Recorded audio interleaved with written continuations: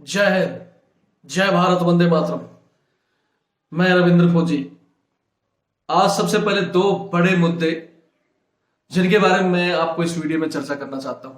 पहला मुद्दा कि जवान और जेसीओ की पेंशन में कटौती का प्लान तैयार कर लिया गया है।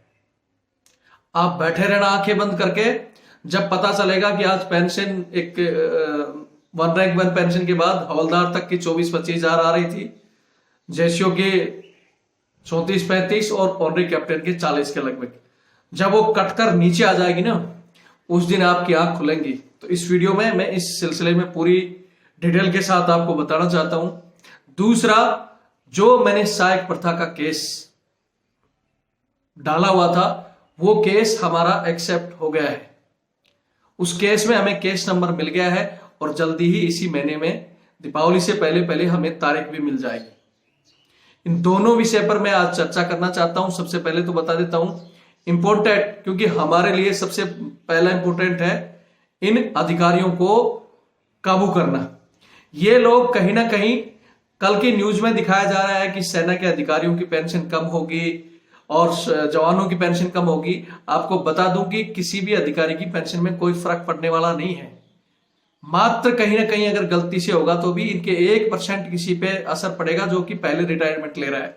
और जवान ज्यादातर 100% इस दायरे में आएंगे कि उनकी सभी की पेंशन कटौती होगी। जो इन्होंने स्कीम लागू किया है, जैसे 20 से 25 साल जो सर्विस करेगा उसको 50% पेंशन, जो 25 से 30 साल करेगा उसको 60%, जो 30 से 35 साल करेगा उसको 75% पेंशन, और जो 35 साल से ऊपर करेगा उसको मिलेगा मात्र पूरी पेंशन। और इस दायरे में हमारा कोई भी जवान नहीं आता है। अब सबको पता है कि हमारा honorary captain, SM honorary captain तक भी 35 साल के बाद सर्विस नहीं करता है। अब ये एज बढ़ा रहे हैं, यानी करनी पड़ेगी। और वो करने के लिए जवानों को क्या क्या समस्या आएंगी और वहां तक कौन पहुंच पाएगा, और ज्यादातर जवान इस दायरे में आ जाएंगे। रही अब तक जो हमें वन रैंक वन पेंशन का प्रॉफिट मिलता था कि हमारी पेंशन रिवाइज होने के बाद बढ़ोतरी होती थी, उस बढ़ोतरी के लिए भी इन्होंने ऐसा प्लान तैयार कर लिया कि सारी की सारी बढ़ोतरी का फायदा इन अफसरों को मिलेगा, आप लोगों को नहीं मिलेगा। मैंने कल 2 पोस्ट डाली थी। हमारा काफी दिन से 5-7 दिन से नेट बंद था। कल मैंने 2 पोस्ट डाल दी थी। उसमें कुछ पॉजिटिव कुछ नेगेटिव कमेंट्स भी आए हैं। एक अफसर साहिबान ने मतलब कमेंट्स किया था उसमें कि आप फालतू में झूठ बोल रहे हो, अफसरों की भी कम हो रही है। यानी इनको ये तो पता है कि कम हो रही है, लेकिन मैं फिर पूरी डिटेल के साथ आपको बताऊंगा कि किसी अफसर की कम नहीं होगी, सिर्फ और सिर्फ जवानों की कम होगी। और बाद में आप लोग रोओगे, फिर फोन करोगे कि सर अब क्या करें। आज मौका है और इस मौके में लड़ाई के लिए तैयार हो जाओ अगर अपना हक लेना है। वरना फिर गिनोगे ना, जब एटीएम में जाकर गिनते हो कि साहब हमारे को तो क्या लेना है, खासकर हमारे जैसियों कि हमारी तो काफी आ रही है, जवान जाता है तो जाने दो। पूरा सुन लेना। इससे पहले जो मैंने बताया था कि मेन हमारा जो केस चल रहा था सहायक प्रथा का, मैंने बार बार कहा कि हमारी जो लड़ाई है मेन है वो सहायक प्रथा की। वो केस एक्सेप्ट हो चुका है।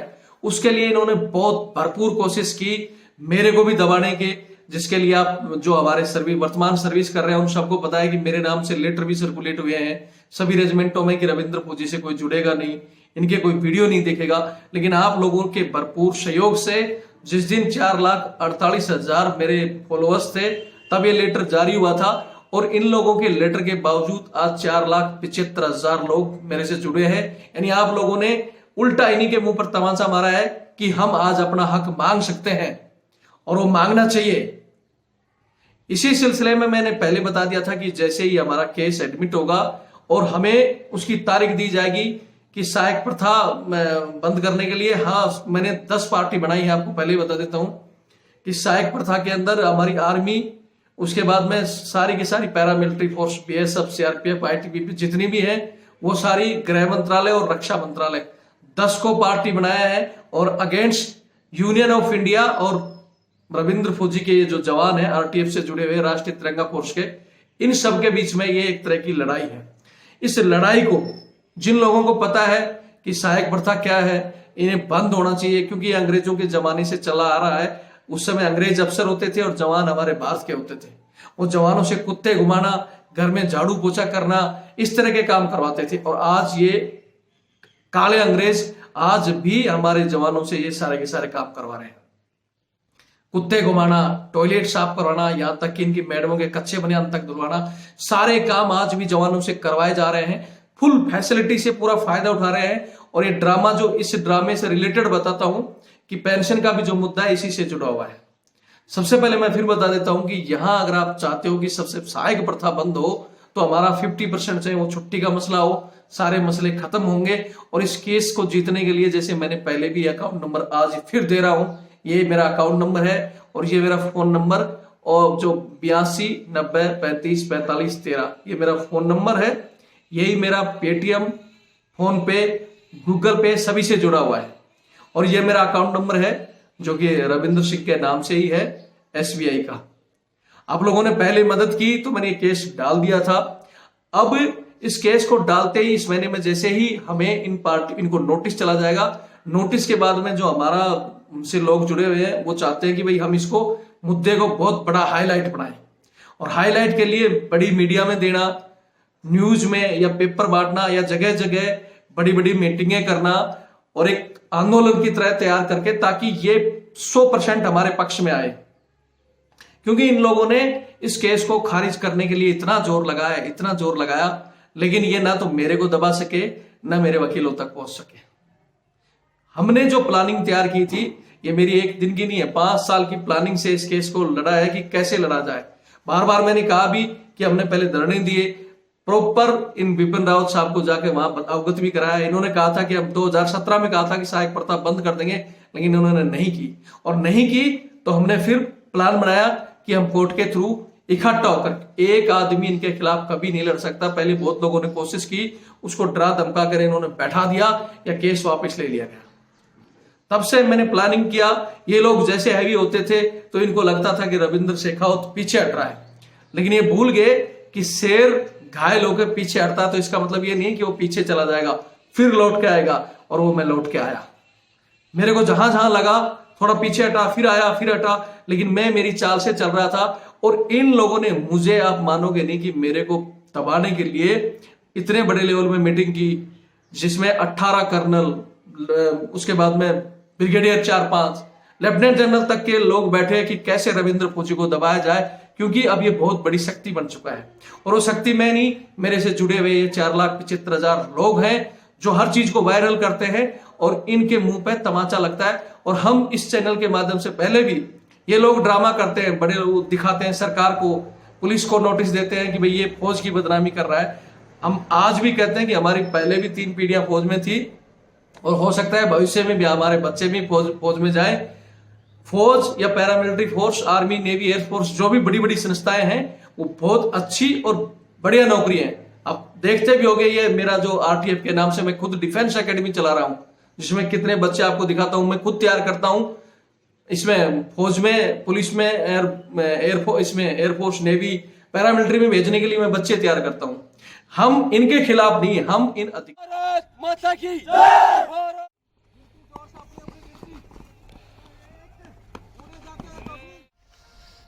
डाउन 7 बढ़िया छोटिया बढ़िया 8 डाउन मैं बच्चे तैयार करता हूं। हम इनके खिलाफ नहीं, हम इन अधिकारियों के खिलाफ हैं जो जवानों का शोषण करते हैं, जो जवानों को आज भी गुलाम समझते हैं। उस गुलामी के खिलाफ हैं हम। और ये लोग, अब पेंशन का भी आपको इसमें डिटेल समझा देता हूं। मैंने ये केस का तो समझा दिया। अगर आप चाहते हो कि हाईलाइट हो तो पता ही, आज इस देश की मीडिया इतनी बड़ी, मेरे को कहने की जरूरत नहीं है कि कितनी बड़ी बिकाऊ मीडिया है। बिना पैसे के कोई खबर नहीं दिखाता है। या तो संगठित होकर आओ, मेरे साथ दिल्ली बैठो, जिसमें 1000 लोग तैयार हो। लेकिन वही बात है, यहां मैं रुक के एक बात और कर देना चाहता हूं कि ये चैनल मैंने बनाया था कि हम बड़े मसले हल करेंगे। और इस चैनल के साथ मैं एक बड़ी, मतलब एक संगठन भी बना रहे हैं हम, RTF के नाम से, राष्ट्रीय तिरंगा फोर्स के नाम से, लोगों को जोड़ भी रहे हैं। लेकिन उसमें समय लगेगा और समय लगने के बाद सारी प्रॉब्लम में हल भी होंगी। लेकिन अभी अफसोस होता है कि जब भी कोई आती है छोटी सी फोन, सर मेरे गांव में जमीन का झगड़ा है, थोड़ा मेरा SHO को फोन कर दो, SP को फोन कर दो। कुछ दबंग लोग बताएंगे ऐसे कि सर दबंग लोग हमारी जमीन पे कब्जा कर रहे हैं। बाद में डिटेल निकालते हैं, मैं SP को फोन करूंगा, SHO को, वहां से बचाते हैं कि इनके चाचा, मतलब अपने चाचा और ताऊ का झगड़ा है और पारिवारिक मामला है जो कोर्ट में चल रहा है। यार ऐसे झगड़े हमारे से सिर्फ एक दिन जुड़ोगे, उसमें ठीक है हमने कह दिया कि भाई हमें डोनेशन, बोले सर मैंने आपको डोनेशन दे दिया है 500 रुपए 1000 रुपए और मैं आपके साथ हूं, मैं हमेशा आपके साथ रहूंगा, फिर दूसरे दिन ही बता देते हो मेरे जमीन का झगड़ा है। भैया मेरे साथ वो लोग जुड़ो जो अपनी समस्या नहीं दूसरों की समस्या हल कर सके, जो बड़े बड़े मसले, चाहे वो सहायक प्रथा के हो, चाहे इस तरह पेंशन के हो, या कहीं पुलिस आपको अत्याचार कर रही हो, या कोई बड़ा आपसे कहीं ऐसे अत्याचार जो पूरे समाज पर या पूरे हमारे सैनिक समाज पर हो रहा है, उन लड़ाइयों के लिए हमने ये खोला है। ये छोटी छोटी चीजें जैसे आपको आपके झगड़े हैं और चीजें, उनके लिए हम बड़ा संगठन बनने के बाद में कार्य कर सकते हैं। अगर आज मैं अकेला, फिर उसमें फोन में व्हाट्सएप में लिखते हैं, आप फोन नहीं उठाते हो, हमारा काम नहीं करते हो।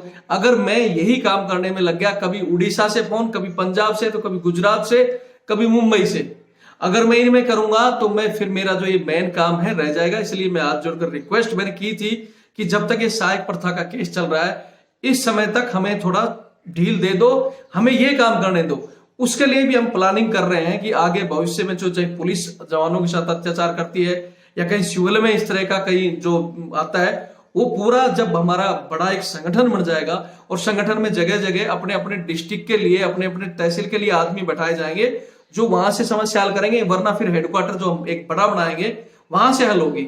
लेकिन उसके लिए समय लगेगा, समय के साथ साथ आर्थिक जरूरत पड़ती है।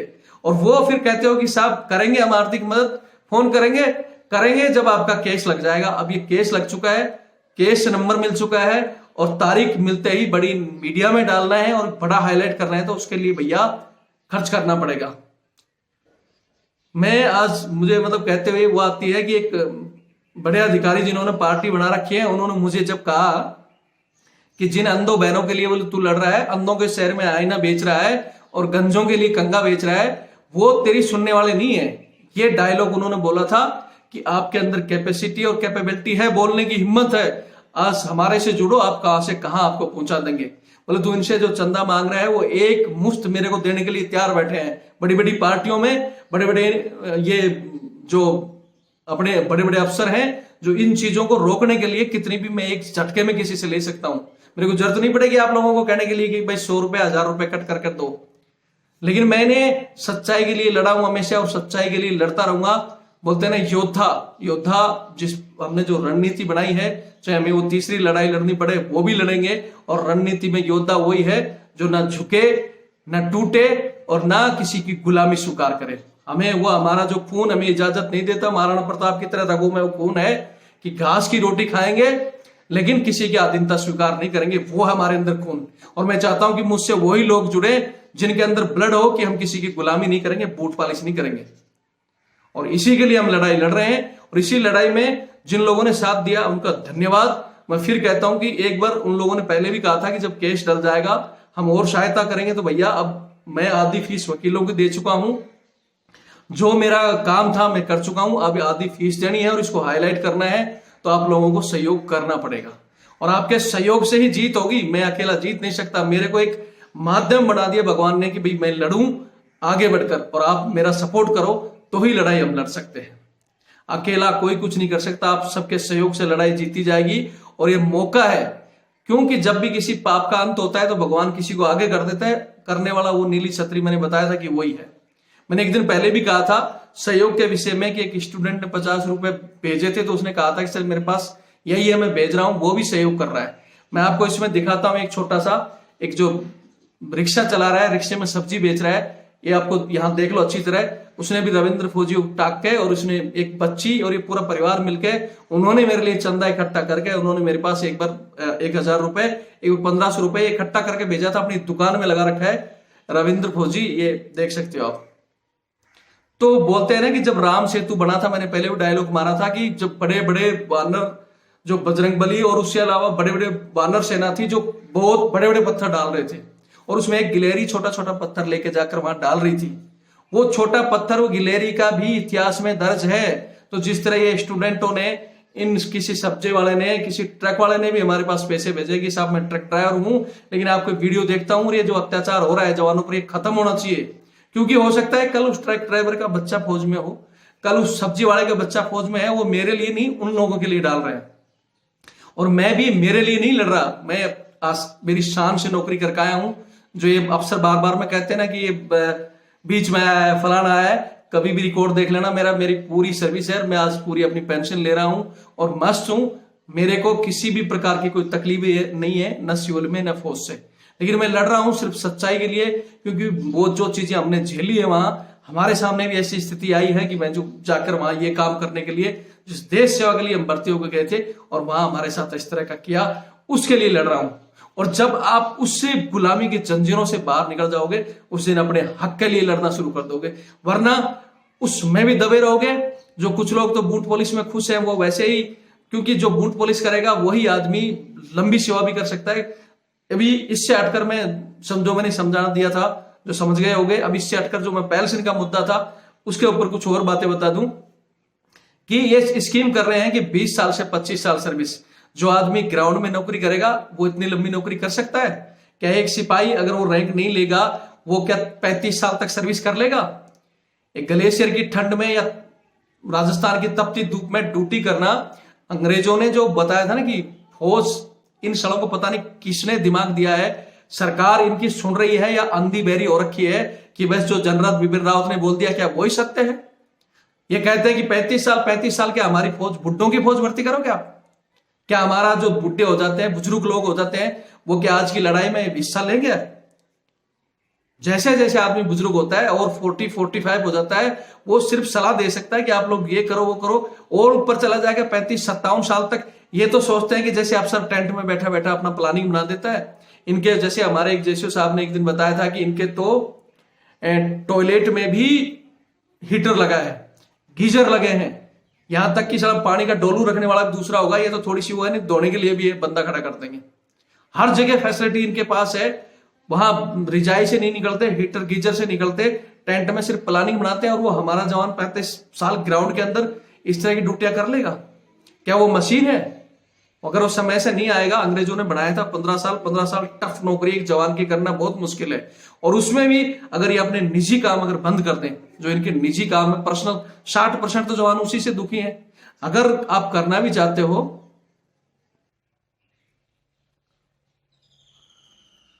जैसे मैंने बताया कि ये लोग जो सर्विस स्कीम निकाल रहे हैं 20 से 25 साल, फिर 25 से 30 साल और 30 से 35 साल, जो मैंने बताया था, ये एक कल कमेंट्स लिख रहा था कि अब आप जब अफसरों की उस पर भी फर्क पड़ेगा, तो अफसर तो वैसे ही 57 साल की रिटायरमेंट में हो रहे थे। मैंने कहा कि 1% अफसर जिसको भी सिविल में कोई अच्छी जॉब मिलती है वो छोड़ के जाता है, नहीं तो फौज को छोड़ने के लिए तैयार नहीं, क्योंकि सब चीज फ्री की मिल रही है, बढ़िया तनख्वाह है। उसके बाद ये वो जवानों को एक सर्वेंट समझा हुआ है, मन चाहे जितने इन जवानों से काम कर रहे हैं।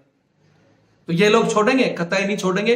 और बल्कि इनकी एज कर्नल की 3 साल और बढ़ा दी गई, ब्रिगेडियर साहब की बढ़ा दी गई, और जनरल की, मतलब इनकी एज और बढ़ा दी गई। तो ये तो लगभग 35 से ऊपर ही रिटायर होंगे जो भी होंगे, और इनको पूरी पेंशन मिलेगी। और हमारा जवान जो सिपाही में रह जाएगा वो तो बेचारा दुख पाकर बहुत मुश्किल करेगा। पहली बात तो 15 में बेचारे लेके बैठे हैं, अब 15 से 20 कर दी तो 20 में भी भागेंगे तो 50% मिलेगी।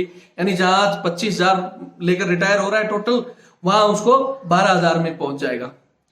फिर जो 25 है, जो जेसीओ डिवाइड एंड रूल करने की कोशिश कर रहे हैं, जेसीओ और जवानों को डिवाइड कर दो, क्योंकि जेसीओ है जो इस सेकंड उसमें जो 25 से 30 वाली में जेसीओ आ जाएंगे, तो उनको थोड़ा खुश करने के लिए उनको 60% कर दी गई है। जेसीओ के बाद जो हमारे एसएम है 32 साल तक वो जाते हैं, वो भी 35 में नहीं पहुंचेंगे। जो आज 40,000 45,000 ले रहे हो ना ऑनरी कैप्टन बनकर, आप लोगों की भी वहीं आ जाएगी। जो एक वो लेता है, हौलदार लेता है, उतनी रह जाएगी। इसलिए किसी भी बहकावे में आकर आज जो ये स्कीम कर रहे हैं, दिखा रहे हैं कि अफसरों के लिए है, फलाना डकोसरा है, आज अफसरों के लिए दिखाया जा रहा है, लेकिन भविष्य में आप लोगों के लिए होगा ये। आज इन्होंने दिखाया है कि सिर्फ ईएमई कोर, ऑर्डिनेंस कोर, कुछ एक कोर छाटी है, इन्फेंट्री को साइड किया है, लेकिन आने वाले समय में वो ये है कि अगर एक पे हुआ तो कल तुम्हारे ऊपर पर डाका जाएगा। डिवाइड एंड रूल का जो खेल खेल रहे हैं अंग्रेजों वाला, अगर उस बहकाव में आ गए और आज चुप बैठे रहे, मैं चाहता हूं कि आज अगर आप लोग हमारा साथ दोगे, आज एक मसला हल होगा, इस मसले के लिए भी हम कोर्ट में जाएंगे या धरना देंगे या सरकार में एक बात कहना चाहता हूं, मोदी सरकार जी आप अच्छा काम कर रहे हो, लेकिन इनके बहकाव में जिस दिन आपने जवानों की जो रेवाड़ी में या जहां भी जवानों का बहुत बड़ा वोट बैंक है और वो आपके साथ था अभी तक, इस तरह का गलती से फैसला लिया तो जो आप बैठे हो ना शिखर पर, शिखर से बिल्कुल जमीन में आ जाओगे गलत फैसले के लिए। आप डेलीगेशन जवानों का लेते नहीं हो। ये सिर्फ उन जवानों के दस्तखत करा के मैंने 2 साल पहले बताया था कि ये चीजें होने वाली है, और आप लोग, लेकिन आपके कानों पर जू नहीं रहेगी। मैं चिल्लाता रहा कि भाई होने वाली है, आप लोगों के पास लेटर भी आएंगे, साइन भी करवाए जाएंगे, आप बस जाते हो। इतना समय नहीं है, क्योंकि समय आप पायलट से कम कोई नहीं है, समय किसी के पास नहीं, वहां साइन कर करके आगे होगे। और कुछ इनके चमचे हैं जिनको तंगी क्या है, अरे जो जिंदगी भर बूट पॉलिसी कर रहा है, जो कुत्ते घुमा रहा है, दिल्ली में बैठा है, उसको तंगी क्या है? वो तो 20 साल का 30 साल भी करेगा। उनको तंगी क्या है? तंगी तो उसको है जो ग्राउंड में ड्यूटी कर रहा है, जो वहां -45 डिग्री में बैठा है, उन लोगों को तंगी है। उनकी भी ड्यूटी करो, अपनी भी ड्यूटी करो, और फिर 35 साल जाओ, नामुमकिन है। और इस फौज को जो बोलते हैं ना, अगर मैं आज सिविल जनता से भी कहना चाहता हूं, हमारे देश की जनता से, जिस देश की फौज सेना कमजोर हो गई, वो देश अंदर से खोखला हो जाएगा। आज सिर्फ एक देश टिका है सेना के ऊपर, क्योंकि चारों तरफ से बाउंड्री आपकी सेना ने संभाल रखी है। बाकी तो ये अफसर भी देश को खोखला कर रहे हैं, खा रहे हैं दबाकर।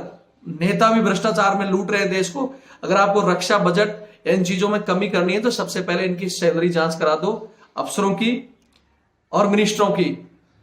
आपका कितना ही फंड में कह रहा हूं, आज भी देश का जो रक्षा बजट है, उस रक्षा बजट में कितने ही लोग कितना पैसा खा रहे हैं। अगर संपत्ति जांच करा दो, कर्नल एंड अबव से सब निकल के आ जाएगी किसके पास कितना है। ईमानदार है तो डर किस चीज का? क्यों नहीं कहते ईमानदार अफसर जो कहते हैं हम देशभक्त है? कराओ ना, अपनी संपत्ति जांच कराओ। आप अपनी फैमिली और बच्चों की संपत्ति का ब्यौरा दे दो। इतना पैसा आएगा कि आपका जो रक्षा बजट है कई सालों तक चल जाएगा।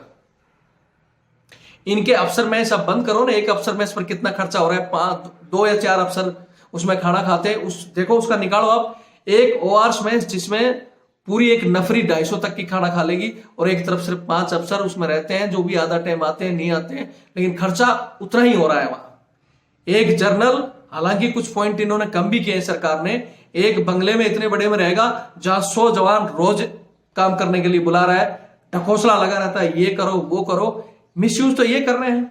उसमें इनकी गाड़ियां, सरकारी गाड़ियां, पता नहीं कितना ही तेल आ रही है, जा रही है, जवानों को ला रही। कितना हमारा तेल बचत जो खर्च होता है, 50% सरकारी काम में नहीं होता, उससे ज्यादा इनके निजी काम में गाड़ियां घूम रही है, इनकी मैडमों के काम में घूम रही है। सरकार अगर ध्यान दे और एक पूर्व सैनिकों का दल बुलाया जाए, जिसमें ओआरएस रैंक के जवान और जैशियों को बुलाया जाए, तो हम आपको बताएंगे कि किस तरह बचत होगी। अनावश्यक कार्यों को बंद कीजिए। अगर आप देश की सेना को इस तरह 35 साल तक जवानों से ड्यूटी कराएंगे तो देश मजबूत नहीं होगा। आपका हथियार आप लेटेस्ट खरीद लोगे और जवान आप रखोगे ऑरेंज वाले, जो वहां लड़ेंगे। किसी भी जवान की जो ताकत है, 40 साल तक जो उसका फोर्स होता है, वो पूरा भरपूर होता है। जैसे जैसे एज बढ़ती जाती है, उसकी जो सारा क्षमता है कम होती जाती है। अब आप चाहते हो कि 35 और 20, 55 साल के जवान वहां बंदूकें चलाएंगे, या लड़ाई लड़ेंगे, या ग्लेशियर में ड्यूटी करेंगे? क्यों? जब बड़े होंगे सिर्फ उनको जबरदस्ती उसी काम में रखेंगे। तो मैं सरकार से निवेदन करना चाहता हूं, इस चीज पर नए ध्यान दें और इस चीज को रोके, अन्यथा सरकार भी जाएगी आने वाले भविष्य में खड्डे में, और देश को भी बड़ा नुकसान होगा। और आप लोग अगर आज नहीं जागे, फिर बाद में जागोगे अपने काम के लिए। फिर मैंने बता दिया, अपने काम के लिए तुरंत फोन करते हो, साहब हमारा ये है वो है। उन चीजों को रोकते हुए आज बड़े काम में हमारा साथ दे दो, ताकि हम मजबूती से लड़ सके और इस लड़ाई के लिए भी एक एक्स्ट्रा केस डाल सकें, या फिर एक बड़ा आंदोलन कर सकें, और ये फैसला नहीं लागू होना चाहिए। 2 साल पहले भी किया था, उसके लिए हमने जोर दिखाया था, कैंसिल हो गया था। आज फिर कर रहे हैं, लेकिन आज आप लोग सपोर्ट नहीं करोगे, फिर बैठे रहो। जय श्री राम। ज्यादा कुछ नहीं कहना चाहता हूं, समझदार के लिए इशारा काफी है। आगे की डिटेल आपको वीडियो में देते रहेंगे। जय हिंद, जय भारत, वंदे मातरम। वीडियो कुछ कर नहीं सकते तो शेयर जरूर कर देना, क्योंकि इतना सब कुछ होने के बाद भी बहुत से लोगों का जब फोन आता है ना, सर थोड़ा सा तंगी चल रही है इसलिए मैं भेज नहीं पाया, या जवान का जब नाम लिखा आता है वहां मैं कहना नहीं चाहता, छोड़ो।